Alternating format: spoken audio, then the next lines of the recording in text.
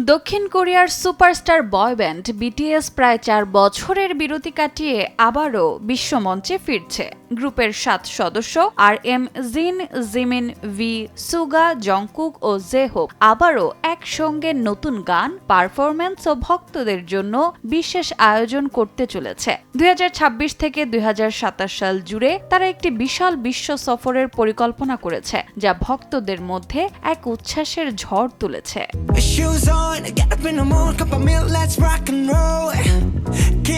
বিশ্ব সফর শুরু হবে চলতি বছরের এপ্রিল মাসে দক্ষিণ কোরিয়ার গোয়াং থেকে। এরপর টোকিও, জাপান এবং এশিয়ার অন্যান্য শহরগুলোতে কনসার্ট হবে। সফর চলবে উত্তর ও দক্ষিণ আমেরিকা, ইউরোপ, অস্ট্রেলিয়া এবং আরও অনেক দেশে। মোট 34টি অঞ্চলে 70টিরও বেশি কনসার্ট অনুষ্ঠিত হবে। ফ্যানদের জন্য প্রি-সেল টিকিট 22 ও 23 জানুয়ারি, সাধারণ টিকিট 24 জানুয়ারি থেকে বিক্রি হবে।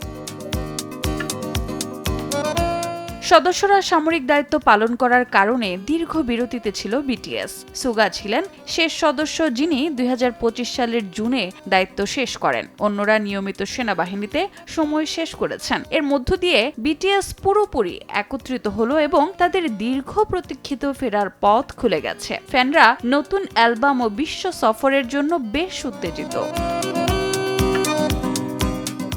বিটিএস ফিরছে এক সম্পূর্ণ বদলে যাওয়া কে-পপ ইন্ডাস্ট্রিতে। এখন কে-পপ শুধু দক্ষিণ কোরিয়ার নয়, বৈশ্বিক সংস্কৃতির অংশ। সদস্যরা এখন ত্রিশোর্ধ্ব, তাদের ভক্তরাও বড় হয়েছে। বিশেষজ্ঞদের মতে বিটিএস এর প্রত্যাবর্তন শুধু গান শোনার অভিজ্ঞতা নয়, এটি পুরো ইন্ডাস্ট্রিকে নতুন করে রূপ দিতে পারে। ভক্তরা তাদের প্রতিটি কনসার্টে অংশ নিতে প্রস্তুত।